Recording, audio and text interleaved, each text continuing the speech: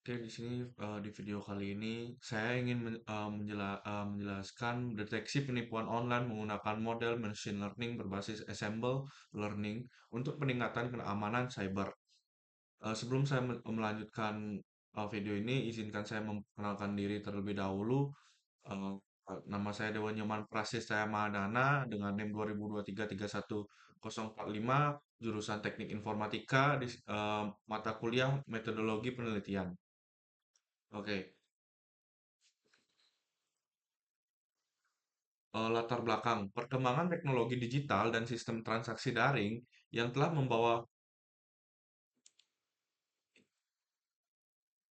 membawa kemudahan signifikan dalam berbagai aspek kehidupan manusia, khususnya pada sektor perdagangan, elektronik, e-commerce, perbankan, digital, dan layanan keuangan berbasis aplikasi. Transformasi digital ini mendorong peningkatan volume dan frekuensi transaksi keuangan secara online, baik melalui platform marketplace, dompet digital, maupun aplikasi perbankan. Di Indonesia, pertumbuhan ekonomi digital menunjukkan tren positif dari tahun ke tahun. Seiring meningkatnya penetrasi internet dan penggunaan smartphone oleh masyarakat, namun kemajuan teknologi digital tersebut juga diiringi dengan meningkatnya risiko kejahatan cyber. Salah satunya adalah penipuan online atau online fraud. Penipuan online mencakup berbagai modus seperti phishing, social engineering, transaksi fiktif, hingga penyalahgunaan identitas dan metode pembayaran digital. Kemudian ada permasalahan penelitian ini, rumusan masalah. Yang pertama ada bagaimana peningkatan akurasi dan recall deteksi penipuan online pada data yang tidak seimbang. Manfaat penelitian memberikan kontribusi akademik dalam pengembangan metode deteksi penipuan online. Kemudian ada tujuan penelitian ini, mengembangkan model deteksi penipuan online berbasis ensemble learning.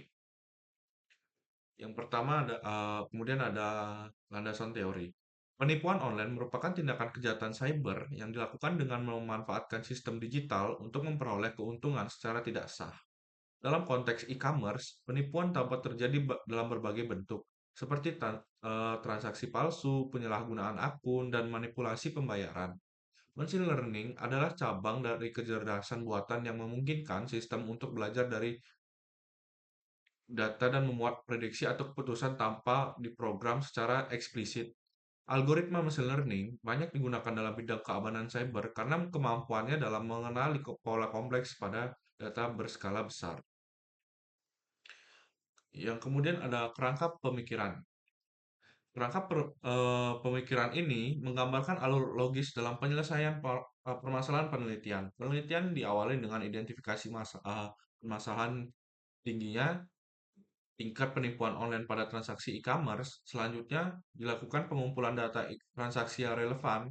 Data yang diperoleh kemudian melalui tahap pemrosesan yang meliputi pembersihan data, seleksi fitur, dan penanganan data tidak seimbang menggunakan teknik smooth.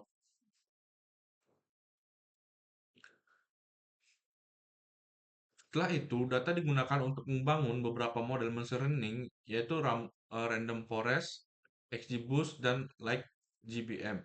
Model-model tersebut kemudian dikombinasikan menggunakan pendekatan stacking ensemble untuk menghasilkan model deteksi penipuan yang lebih optimal. Tahap akhir adalah evaluasi performa model menggunakan metrik evaluasi yang sesuai seperti Precision Recall, F1 Score, dan ROC guna menilai efektivitas model dalam mendeteksi penipuan online. Kemudian ada metodologi penelitian. Eh, dat- eh,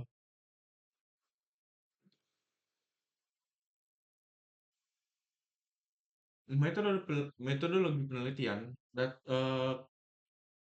dataset publik IEECIS dan simulasi transaksi e-commerce lokal Indonesia menggunakan perangkat lunak Python, Scikit-learn, XGBoost, like GBM, dan Pandas. Teknik analisis pembagian data latih dan uji. Validasi silang K-fold cross validation. Metrik evaluasi akurasi precision recall F1 score dan AUSI ROC.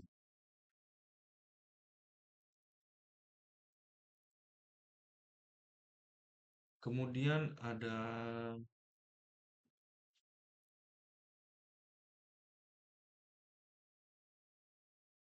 mungkin saya menambahkan di sini analisa kebutuhan dan kebutuhan data.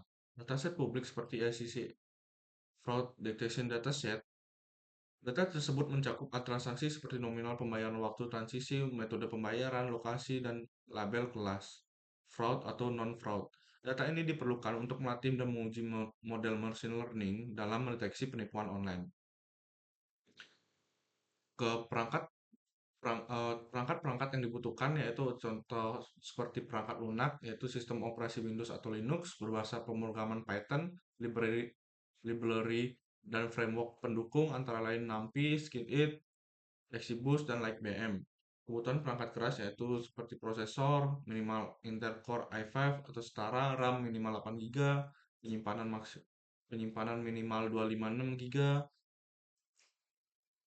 Kebutuhan metode analisis yang digunakan adalah pendekatan kuantitatif berbasis machine learning dengan teknik ensemble learning. Metode ini dipilih karena mampu menangani data berskala besar dan pola penipuan yang kompleks secara dinamis.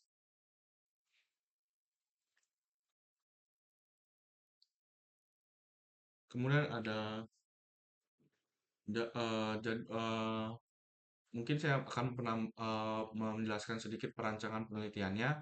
Perancangan penelitian ini disusun secara sistematis untuk menggambarkan alur penelitian dari awal hingga akhir. Tahapan penelitian terdiri dari beberapa langkah sebagai berikut. Pertama ada pengumpulan data, pemrosesan data, kemudian machine learning, ensemble learning.